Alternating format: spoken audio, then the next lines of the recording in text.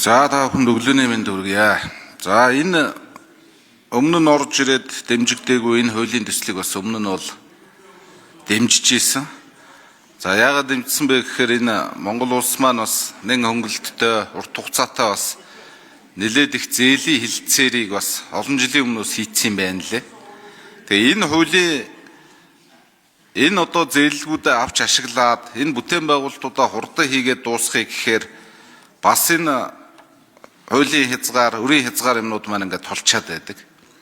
Гэтэл нөгөө талд нь дэлхийн нийтээр бүтээн байгуулалтын зардал өсөж байна.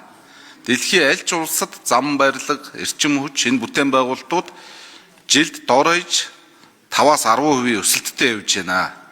Тийм учраас бид нар энэ хилцээр хийцэн одоо авахд бэлэн байгаа энэ зээлийн ашиглалтаа бол бүгд заавал энэ хоёр төсөл, энэ тодорхой нэр заасан төслүүдээр хязгаарлахгүйгээр бүгдийг нь одоо шуурхаа явуулж авч ашиглаж энэ улс орныхоо бүтээн байгуулалтыг эрчимжүүлмээр байна.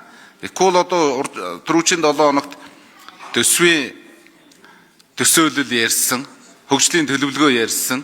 Энэ төсвийн төсөөлөл хөгжлийн төлөвлөгөөгөөр эх жилүүдэд бас хөрөнгө оруулалт, яг улсын төсвийн хөрөнгө оруулалт нэлээд багасах юм төсөөлөлттэй байгаа.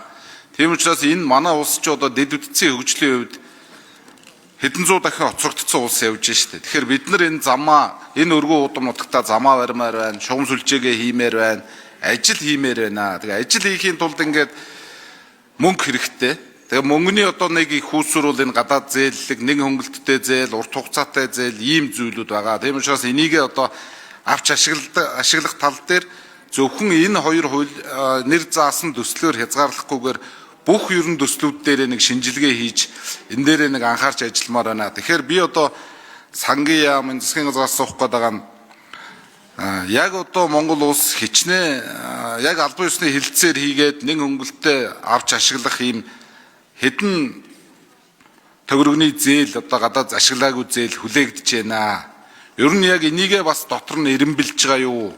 Одоо маш их жишээлбэл Арабын сантай одоо нэлээд өндөр дүнтэй хилцээр хийсэн тэр мөнгөөр одоо Улаанбаатар лүн чиглэлийн 6-ны зам 50 гэж ингэж ярьж ирсэн. Гэтэл сүүлд бас Дэлхийн банкны санхүүжилтээр хийх тухай ярьж байна. Тэгэхээр ер нь яг энэ хэр хэмжээний гадаад зээлгийн хилцээр хийцэн байгаа вэ? Эннээсээ одоо яг ингээд бүрэн дүрээ ашиглаад энэ том төслүүдэд цаг хугацаанд нь ашиглалтанд оруулаад явах боломж байгаа гэж харж гин үү засгийн газар. Ер нь заавал энэ хоёр төслөөр хязгаарлахгүйгээр нэг бүх юмаа нэг нэгдсэн журмаар сайн яриад тодорхой мэдээлэл өгөөч гэж ингэж өсөж байна.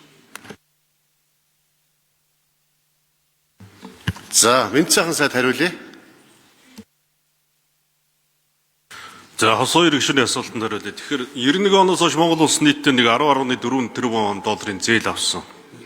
Буюу одоо 33.4 их найд төгрөгийн төслийн зээлийн хилцээр явуулсан. За, өнөөдрийн байдлаар 6.1 тэрбум ам доллар буюу 19.6 их найд төгрөгийг ашигласан байна.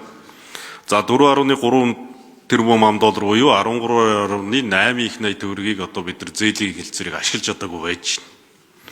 Тэгэхээр цаашдаа бид нар энэ одоо нийт зээлийн хилцээр 74 гадаадын зээлээр хэрэгжиж байгаа төсөл байгаа. Энэ хоёр төслийн маань энэ жилийн нийт хэрэглээ 1.8 их найдын шаардлагатай байгаа энэ төслүүдийг явуулахад. Тэгэхээр одоо ашиглаж чадаагүй байгаа 13.8 их найдын маань 5.3 зөвхөн Эрдэнэ газрын тосны үйлдвэр маань аваа. Бараг 40%.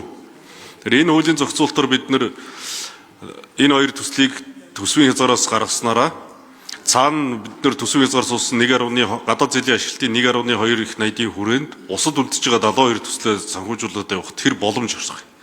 За, ихэнх төслүүд маань бол одоо 29 он гэхэд ашиглалтанд орохоор ингэж төсөлдөж байгаа. Зөвхөн энэ жил сая өргөн барьсан эдийн засгийн төсвийн хүрээний мэдгэлд бол эх жилүүдэд зээлийн ашиглалтад бас тодорхой орон зай гаргахаар тусгагдсан байна.